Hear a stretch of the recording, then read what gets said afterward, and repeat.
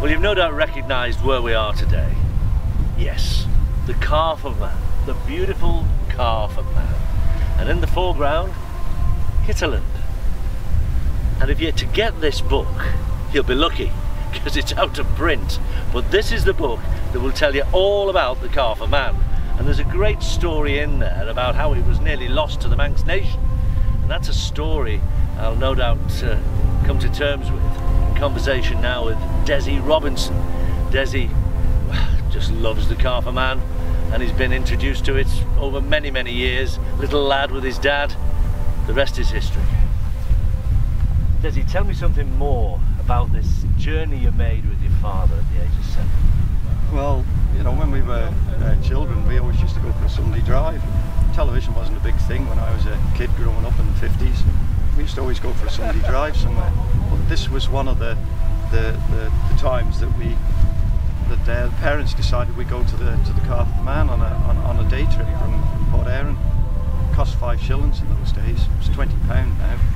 But we went to the Calf of Man, and I just finished reading my first book without pictures in it, and it was one of the Enid Blyton books, 5 Go to a Treasure Island. Well, when I got to the Calf of Man, it was my treasure island. It was everything that was in the book. It was just wonderful, and I spent a wonderful afternoon picnic and everything on the Calf of Man, and it stayed with me. It stayed with me. So where did it take you in your quieter hours at home? Did you become besotted with the Calf of Man? Were you kind of thinking of almost nothing else but the Calf of Man? No, it was just that it was the book that started it, and it's just I suppose it's fantasy. It's a fantasy of the place. This you really have to read the book, the Enid Blyton book. But what happened after that was I would go in the summertime. My mother worked in the hotels in the summer, and my sister and we would be playing on the beach and things like that. In those days there was no worries. It was a lot innocent at time, and we used to do an afternoon to the Calf of Man. So all through growing up, I used to go to the Calf of Man right through all my teen years, right up until you know, well, I'd go every year, you know, numerous times. And then how it all started was I worked at Ronaldsway Aircraft Company on the night shift, and I was thinking, where can I go for my summer holidays? So I thought, I'll spend a week on the Calf of Man. I went to the Calf of Man for a week, and it was everything that I imagined it to be. Staying there, living there, being involved with the birds, helping with the sheep, you know, cleaning the beach. It was just a wondrous, wondrous time. Nobody telling you what to do, just the peace and quiet and the calm of it. It was absolutely wonderful. Absolutely wonderful. See, I'm looking over your shoulder, Dessie, and we can see a building near to the top of the ridge there at the what's that, the east coast of the island, yeah, facing the sound. What's that particular building all about? That's called Jane's House. Now I get lots of people asking me why it's called Jane's House, and I don't know. It must be because Jane lived there one time. But it's the last time it was inhabited was by some Irish workers who built all. You can't see it here, but once you get over the top of the island, there's a big farm there, and there's farm fields, and they didn't have barbed wire in them days, so it was all stone built hedges. So that's where the guys lived. It's where the crucifixion stone was found, the Manx Calf crucifixion stone, which is absolutely unique to the British Isles. It has been lent to the British Museum. It's one of those important Celtic art stones. It's where I found a clay pipe, the most wonderful clay pipe. It's just a treasure trove of old bottles and cutlery and things like that. And my part in it was the second year that I was on the Calf of Man, we had the foot and mouth scare, so the whole island was quarantined. So my duties, I wasn't coming down to meet the people coming off the day boat. So what I did was, I thought, what can I do as a project? And the roof was coming off Jane's, So I thought, well, what I'll do is I'll have a go at fixing the roof.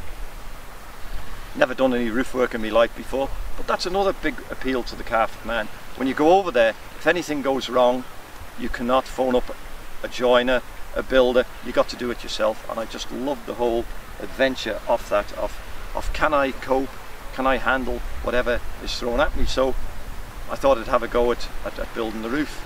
John Doug Collister was a big help for us. He showed us how to repair the A-frames on the, because John's a joiner. Well, we've got wonderful pictures that we've been showing while you've been telling us about Jane's house there, Dessie. Before the repairs, after the repairs, and we've also got a shot of the sea mist rolling in between the Calf and the Sound. And this mist has been a to-do, because it's not so much been responsible for the shipwrecks or perhaps the problems that shipping has had around the Calf of Man, but it's certainly not helped, has it? No. It's certainly, and we get cross currents here as well. Tell me of some of the ships that have been in trouble through here. Well, you know, the classic one is the Thusla Rock there, which is where the Clan McMaster ran aground. This was the biggest boat ever to run aground on the Isle of Man, and including the Calf of the Isle of Man. And she ran aground in 1923. She hit the Thusla Rock, and she stretched from the Thusla Rock actually onto the Calf of Man, and she was just a total loss. She was full of Rolls-Royce engines, coal, cotton goods, timber, and also sewing machines, like the Singer sewing machines, the treadle type. And they reckon by the end of the month, every household in the south of the Isle of Man had a Singer sewing machine in it. The day after that she ran aground, and I read this in the paper, I got in the archive papers, down here it was like Tynwald Fair Day. There was that many people down here sort of looking at it, and they'd be coming down seeing what they could get, you know. I suppose it's still in us all being looters and what smugglers and what have you. Well, you know? if it's lying on the rocks there, Dessie, we can't let it rust. That's the thing, you see. But also there's we're going to say strange. That's not the word actually. There's an unusual monument of a cross upon a cross, a white cross upon a cross here at the Sound. Does that signify people who've lost their lives here? Yeah, well actually this cross over here, it used to be on top of the Thusla tower there, and it was for a boat that ran aground in the it would be over 100 years ago, 150 years ago, and it was a Breton boat, and the people were actually clinging to the Thusla Rock, and they couldn't launch the boat from Port St Mary, so they had to bring the boat up over the road and down to the Sound here, and they actually rescued most of the crew, but there was some of the crew that were lost, some cabin boys and things like that. And funnily enough, I've just come back from Brittany, and it's just up the coast from where this big music festival is. The actual port of the it was a schooner, it was, that ran aground there. We're well in conversation with Dessie Robinson. It's all about the Calf of Man, well, nearly all about the Calf of Man. I'll tell you more about that a little later. But Dessie, you were mentioning there about the lifeboat one time coming over the hill because the water was that rough out of Port St Mary or Port Lamora.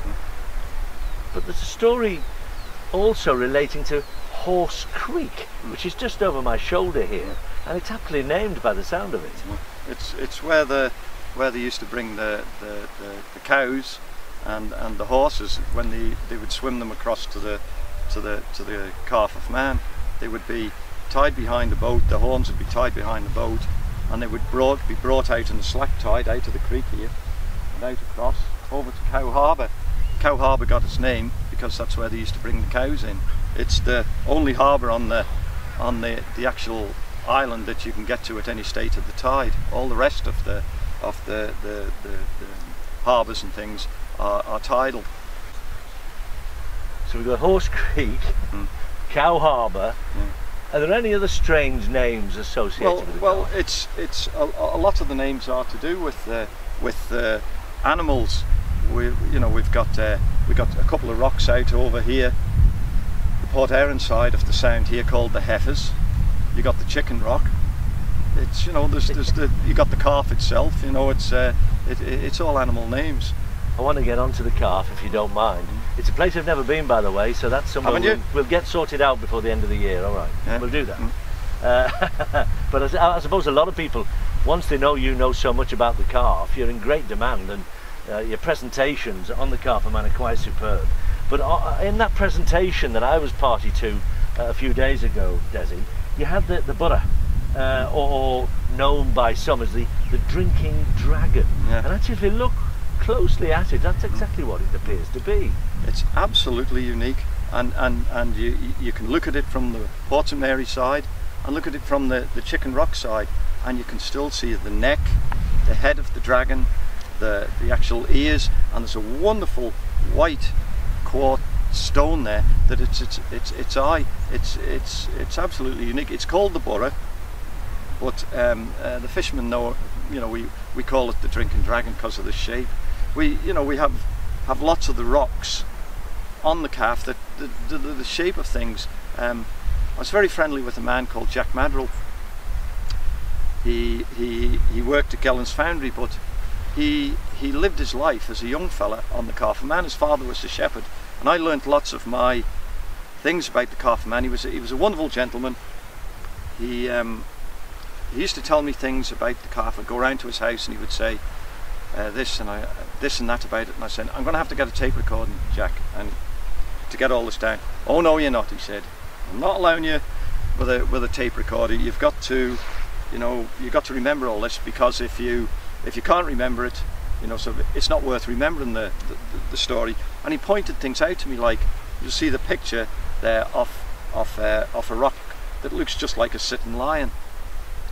It's it's all these things. This is just passed on word of mouth. It is not. You will not find this written in a book. He had all stories about. He showed me a wonderful story was in Cow Harbour. He showed me a crabbing spot. When we were kids, we used to go crabbing, and he showed me a crabbing spot. And to know what a crabbing spot is, you get crabs in it on every tide, a good one, every tide, and it's food for you. And he showed me this crabbing spot, and he said, see if there's any crabs in it. And I said, I haven't got a crabbing hook, Jack. He said, we didn't use a crabbing hook, boy. We used our bare hands. So I had to put my hand up this crab hole to see if there's any crabs in it. Bare hands, you know. But I felt honoured that he'd shown me it, you know. This was a way of, there was food there, you know. It was a way of having a crab every tide. There's an acknowledgement to Jack, wasn't there, in the Calf of Man book, which is put together by W. Lockington Marshall. Yeah. There's a military name, if ever there was one. And there's a great story in this Calf of Man book, which is now out of print, as you so rightly said a little earlier, Dessie. Wonderful story about a Mr. Popplewell and a relation of Charles Dickens. Yeah. Well, what that was all about was he was on a train. He was the nephew of Charles Dickens, and he was on the train, and he overheard a conversation between this Popplewell saying that he'd sold. They were in the process of selling the island to a business consortium who were going to use it as a private place for the actual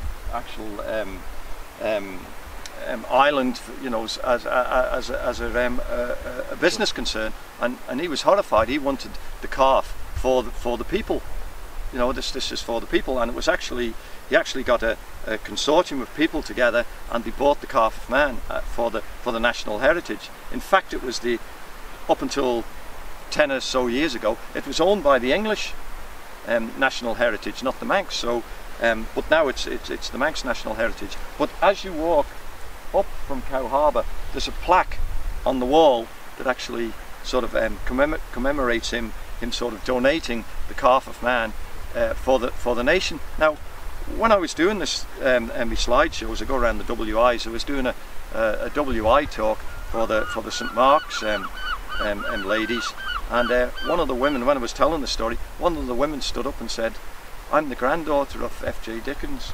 You know, and all that came about from a chance meeting on a train. Yeah, chance meeting on a train. He was the actual nephew of Charles Dickens, the famous author. F.J. Dickens. Yeah. You were talking about plaques, and one there to Dickens, who was responsible for, well, it now ending up with the Manx National Heritage Trust. Anything else of note on the Calf, if we ever get the honour and the pleasure of discovering the place? The lighthouses, certainly the lighthouses. The two lighthouses were built. It's almost coming up for the 200 years old. These lighthouses, they were built in 1818, and they're completely unique. There's no other lighthouses like it anywhere in the world, and they were used to. They couldn't build an actual lighthouse on the Chicken Rock. The Chicken Rock was one of these rocks that's covered by a high tide. Lots of the boats were founding on it. So the insurance company, I don't know whether it was Lloyd's, got together and they actually wanted to build a lighthouse on the rock. They didn't have the technology to do it, so they built two lighthouses on the Calf of Man, and they had the lighthouses so that they actually were directly above one another. So when you were looking at sea, if you got the lights directly together, you had the bearings for the rock. So as long as you had a gap between the lights, it would give you a safe passage through there. But when they built these lighthouses, you know, they didn't work properly because they hadn't allowed for Manannan's cloak or the sea mist, and it could cover the top lighthouse or it could cover the two lighthouses, so it was still a hazard. And these lighthouses were actually used up until 1875, and then they actually had the technology to build a lighthouse on the Chicken's Rock, and it's there to this day. But these lighthouses are absolutely incredible. You know what I mean, Alan? They're absolutely, they're works of art, absolutely works of art, mate. And they still work, but now, of course, they're automatic.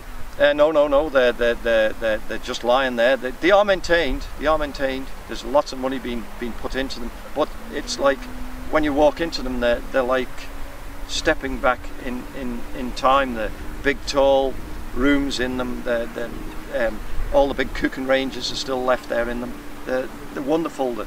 You can get up into the lantern room. You have choughs nesting in there.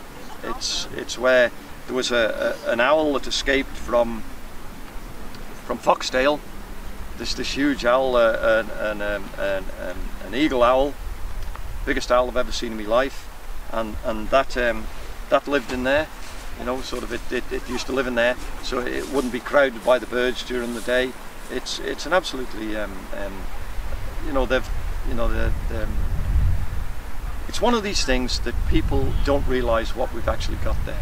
They don't realise the significance of them. Of course, you can get to the Calf and spend perhaps a night or two there. You've got to take all your own stuff. Yeah. You know, your sleeping bag and your food. I understand that, but it's still possible to do that during the summer season, isn't it? Oh yeah, and it's so popular. You'll find that every weekend is booked up. Every weekend is booked up on the Calf of Man, and you'll find that people will be booking it at the start of the year, so that they can get the prime times on the Calf of Man. Of course, you know, Dessie, more than I do, that nature can play cruel tricks on itself. Yeah. And you were telling me a day or two ago about the calamity and almost the wiping out of the shearwater. Yeah. Well, this island here, look at it here. This had the biggest colony of shearwaters in the world, and that is how they got the name, the Manx Shearwater. It was and they were living on here quite happily. And then what happened was a ship ran aground, and it had the long-tail fella on it. The Manxies don't like to mention the big mouse. The big mouse will do. We all know what a long-tail is. So the long-tail fellas got onto the Calf, and then what they started, because the shearwater lays its eggs, one egg in a rabbit burrow, they were easy prey for the long-tail fellas. So what happened over a period of years, they absolutely decimated the population of shearwaters. So the shearwaters had to leave the island. Either that or they'd have been wiped out, so they left the island. When I was on there in 2000, Chris Sharp of the Manx Bird Atlas came over to the Calf of Man, and he asked me if I would help him to discover whether the shearwater was back living on the Calf of Man. back living on the island that give it its name. So for a week, all we did was go around playing tape recorders down rabbit burrows. Basically what it is, it's call up the shearwater. If there's a shearwater on the nest, it'll answer. So I was walking around, wonderful weather like it is now, football shorts, playing tape recordings down rabbit burrows, and there was people coming over for day trips, and he must have seen us and thought that we'd lost. So we spent a week going around all the rabbit burrows on the Calf of Man. Wonderful it was, and I can remember the first response that it got at Jibdale. This is a bay round the west coast, lovely spot, Jibdale, and we got a response from it, and I walked away and I come back after 10 minutes, played the tape again, and I got the response. So at the end of the week we had 16 nest sites. We proved that the Manx shearwater was living back on the island that gives it its name. The next year we had 30.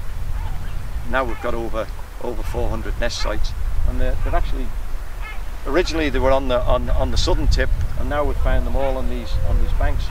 And the shearwater is a bird that its legs are at the back of its body, so when it comes on land it sort of waddles, and it's very poor on land, so it likes to have its burrows on hill slopes, so that when it comes out of its burrows it just launches itself into the air. It doesn't have to run to take off, and you'll find that that's the places that the shearwater is in. The actual taking up the shearwater, once you've found where it's living, is you've got to put your hand actually in the rabbit burrow, and I defy anybody to put the hand in a rabbit burrow or just a hole in the ground without a bit of trepidation, because you don't know what is in there. And when you put your hand in, the first thing the chick will do is peck you. It's your hands out like that, and it's what has bit me there? Is it a long tail that's done the job or what? But you have to overcome that, and we just pulled it out. And the picture that you've got is of the very first shearwater ever to be ringed on the Calf of Man, and that was 2000.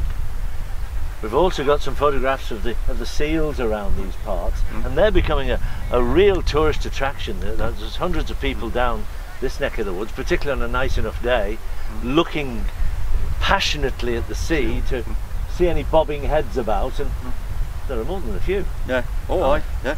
Population is over 200 when I was on the Calf of Man, and you can come over in October time and you can walk on the beaches, and the seals have given birth to the pups. You don't have to go to the Farne Isles to see this Calf of Man. They're all there. All these white balls of fur on the sides. I mean, you can see them here. Before, when we were remarking on hearing them call, I would come down on a summer's evening.